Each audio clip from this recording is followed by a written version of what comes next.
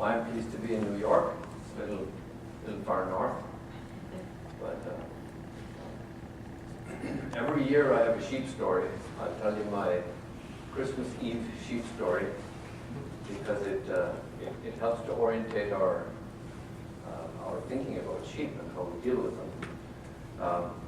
My shepherd called me on Christmas Eve and said 2 groups of lambs got mixed. And of course, these are experimental groups that we have them side by side because we're comparing alfalfa hay supplement with a grain supplement. So I said, how did they get mixed? Because I'm always insisting, you know, we have all these electric fences, this electronet that you've already seen in some slides. And, you know, the key issue is how it happens so that you can keep it from happening again, or you can call out the one that jumped over or scooted under or whatever. He couldn't figure it out. So I went out on Sunday morning to check it out, and 15 lambs from one group were along with their buddies in the other group, and there were 4 left behind. Now this is a rather strange occurrence for a flocking species. Normally they all go, or you know, one goes or they all go. And I frankly couldn't figure out how they got through that fence. I couldn't tell. So it's the same story, you know. Some years I go to the farm and there's an extra animal. Where did it come from? Sometimes I go and of course I'm missing an animal.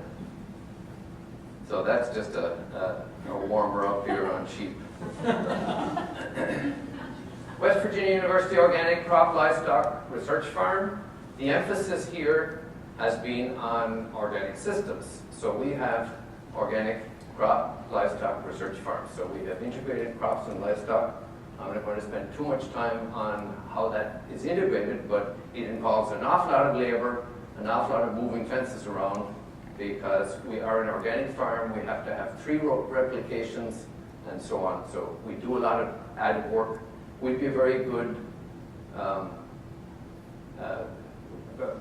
good case study on labor, but it wouldn't have much to do with reality. So we do all this moving of animals around, and I'll get that to here shortly. It's all year round outside, all year round grazing. We feed hay in the wintertime on this pasture and buffer.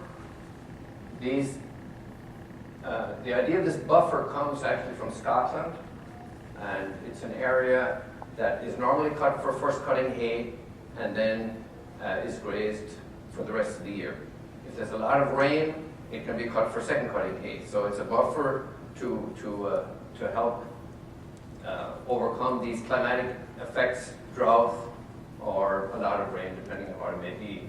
And if any of you have been to West Virginia, 3/4 of our land, you can't hay it. So we have specific pasture areas that cannot be hayed. You can't get over them very easily. Just because it's so hilly? Yeah, exactly, yeah. Mm-hmm. And so you can't, only fools like me that don't know much about it will drive a tractor across the 40% slope and survive. Just to the side up, I don't want to spend time with it, but you see that's our integration with 4 crops: potato, soybean, wheat, and rape, and then we have orchard grass and red clover as added part to a 7-year rotation.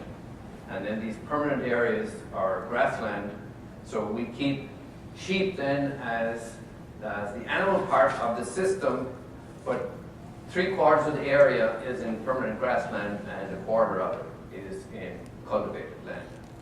But that's not what I'm going to talk about today. I just want to briefly talk about our management in terms of how we manage our parasites, because we do have parasites.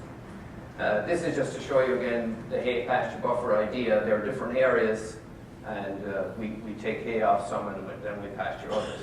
But one of the key elements of the system is how you manage this area over the 12 months. And again, I'm just going to go through this very quickly because I want you to get a feel for the fact that these animals are in a system of grassland management. They're not, we're controlling the parasites as part of the whole system. And we're managing them in such a way that we can keep them all the time outside. They're fed almost 100% grass, either in the form of hay or as the pasture. These are the numbers of divisions, or paddocks if you want to call it that, that you have to have at these different times of the year to get the kind of results that I'm going to show you in terms of parasite control. And our basic management is very, very simple, but it's extremely labor intensive and needs a lot of fencing. And this is the result in the field, but the basic management is 3 days occupancy maximum. The animals are no more than 3 days on an area, and then they move on to the next one. That's why we have to have all these divisions. In other words, to keep your animals moving, you have to have paddocks or divisions to move them into.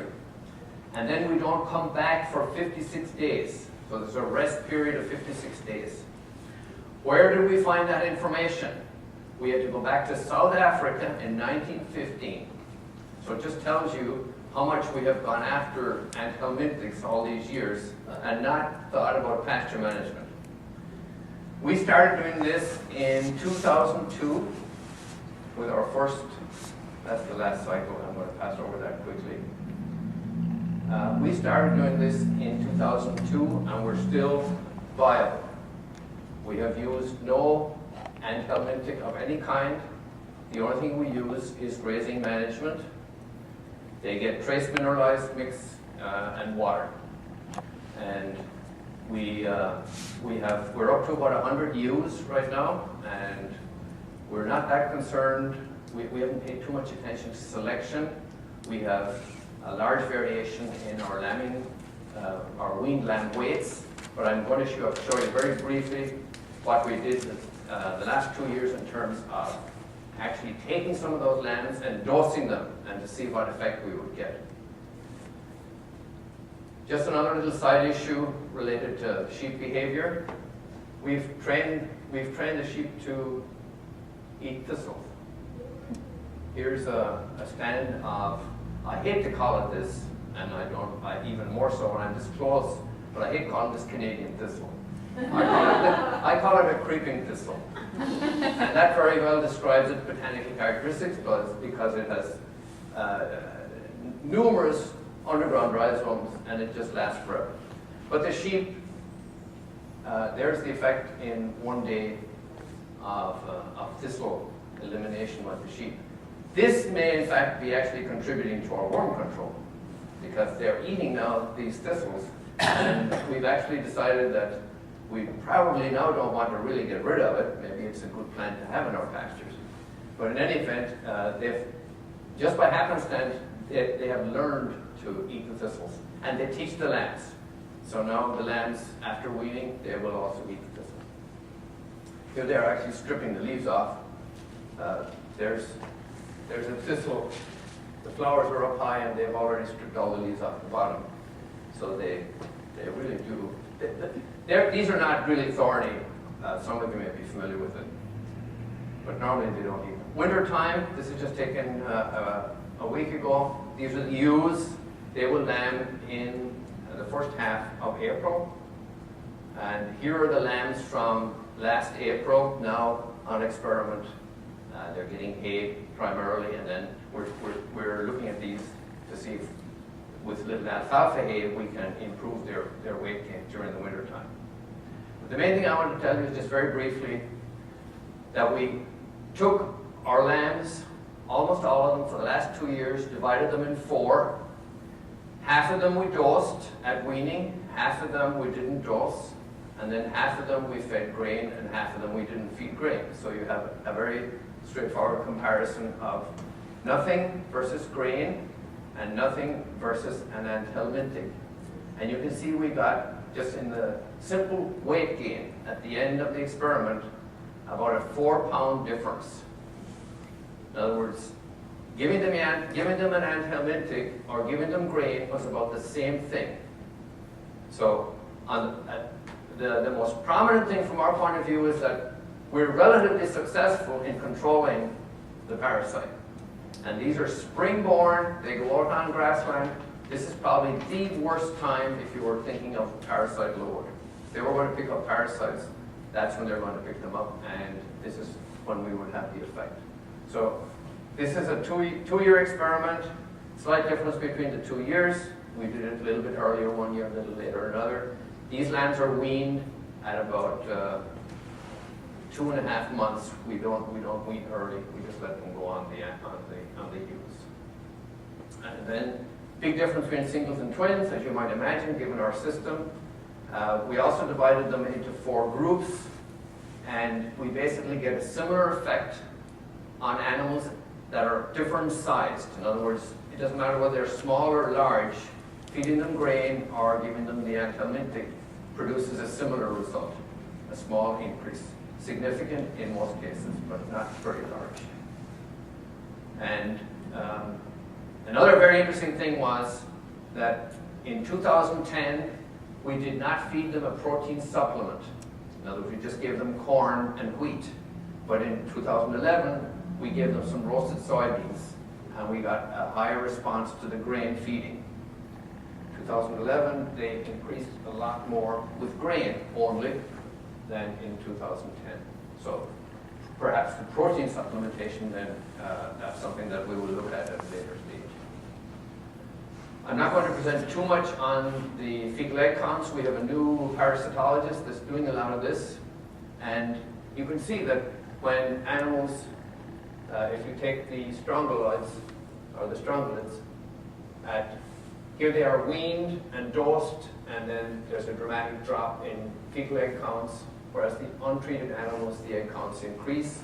But nevertheless, as you go along here, about a month later, the fecal egg counts increase again, even in the dosed animals. But for us, the main conclusion is related to their weight gain, not so much their fecal egg count. But we're going to be doing more with the fecal egg counts as we go along. And I'll end with that. If there are questions, or I can answer questions. Thank you very much. That was excellent. We'll take a few specific questions on Bill's presentation. So I want to make sure I understand. You have buffer, pasture, and hay ground. We call them that. They're similar size. And you rotate which field is allocated for that use in a different year. So They're always the same. they're always Yes, because we have a landscape constraint. Pastures have to be pasture. You can't cut them free.